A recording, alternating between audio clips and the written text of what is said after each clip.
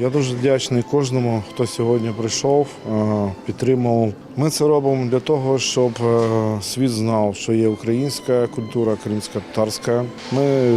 Ми знаємо, що це наша сила, це наше майбутнє нашим дітям. У нас є культура, вона многогранна, вона дуже багата. І я хочу ще сказати, саме головне, коли ми об'єднуємося, ми завжди можемо бути виграш.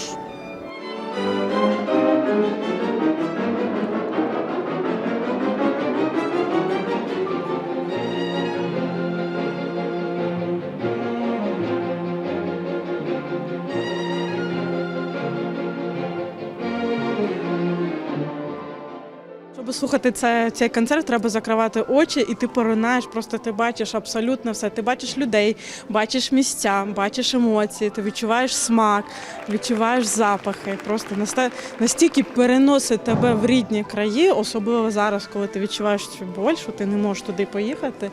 І це прям таке поринання. Я сподіваюся, що Хисмет Оса, наш Усін Ага, все ж таки пластинку випустить.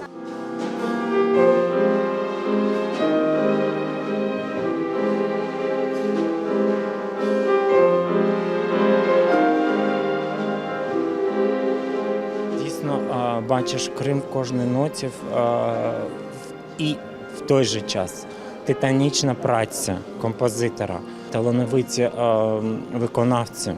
Це все ще раз і ще раз нам нагадують Крим. І ми раді тому, що ми тут не одні, а з нами це відчувають, нам переживають. І це дає велике сподівання на те, що все у нас буде добре.